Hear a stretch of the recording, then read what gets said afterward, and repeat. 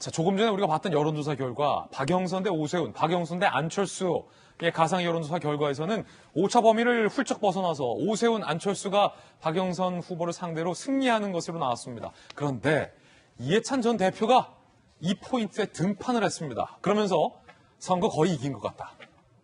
여론조사 데이터와는 결이 다른 얘기를 전망을 내놨습니다. 들어보시죠.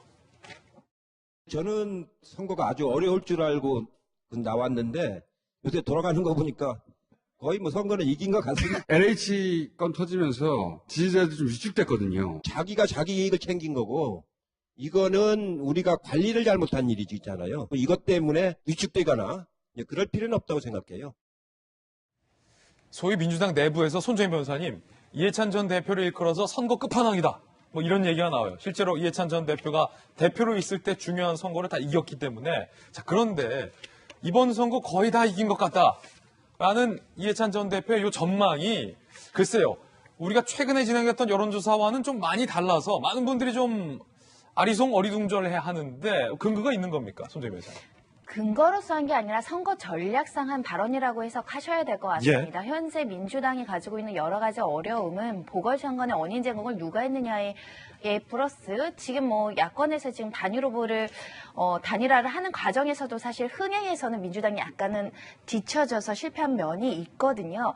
그런 여러 가지 어려운 국면에서 자신감을 불러일으켜야 되는 어떤 발언들이 나와야 되는 시점이고 특히 위축됐다라는 표현을 하는데 위축됐다는 것보다는 이 보궐선거에서 민주당이 크게 패배하거나 제대로 된 어떤 선거 전략을 구사하지 않았을 때는 정권의 어떤 레임덕하고도 연결될 여지가 있기 때문에 민주당에서는 건재하다. 우리가 아직까지는 지지 세력들이 존재하고 그 지지 세력들이 이 보궐선거에 아주 강력한 구심점으로 결집을 해야 되는데 그런 목소리를 내므로 인해서 그걸 끌어당기는 효과를 유발하고자 이해찬 대표가 말씀하신 대로 등판을 했다라고 보셔야 될 것 같고요.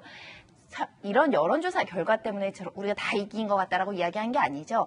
우리 조직에 대한 신뢰를 기초로 해서 우리를 지지하는 사람들에 대한 믿음에 이제 그런 기초를 해서 한 발언이다. 이렇게 보셔야 될 것 같습니다. 자, 선거 전략 차원이다.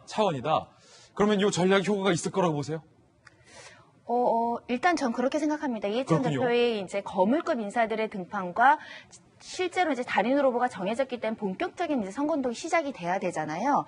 사활을 걸고 민주당이 움직일 수밖에 없다라는 시그널을 이해찬 대표가 저 발언을 통해서 전달하는 것이고 야권 후보가 단일화 후보가 정해지면 그다음부터는 전쟁 아니겠습니까? 전쟁의 모든 수장이 나온다. 이런 상황이 될 것이다. 라는 것을 암시한다고 보입니다. 뭔가 방금 손정인 변호사님 전쟁 아니겠습니까? 했을 때 뭔가 좀 전운이 감도는 듯한 느낌도 받았습니다. 이 이해찬 전 대표의 선거 다 이긴 것 같다라는 발언에 대해서 야당의 의원 몇몇이 이렇게 비판했습니다.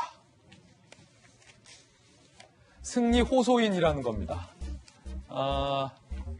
여당의 피해 호소인 이라는 발언으로 사실은 박원순 전 시장의 성추행 혐의로 성추행이죠. 성추행 행동으로 이번 선거가 유발된 것을 김웅 의원이 이해찬 전 대표의 발언 비판하는 데 갖다 썼어요. 승리 호소인. 그러면서 좀스럽고 민망하다. 더는 언급 안 하겠다. 하고 또 최근 문재인 대통령의 발언까지 빗대서 김웅 의원이 이해찬 전 대표의 이 발언을 선거 다 이긴 것 같다는 승리 호소인이다. 좀스럽고 민망하다. 라고 비판을 했습니다. 윤희숙 의원의 이야기도 한번 들어보시죠. 이 물타기 신공을 보여주셨어요. 아랫물을 탓할 때가 아닙니다. 굳이 얘기하자면 정권에 윗물이 너무 들어와서 아랫물까지 탁한 거다. 윗물이 흘러서 아랫물이 되니까. 이 상황을 묘하게 비틀어서 자기들이 재집권을 해서 이 상황을 아랫물까지 깨끗하게 할 수 있다라는 얘기를 한 겁니다.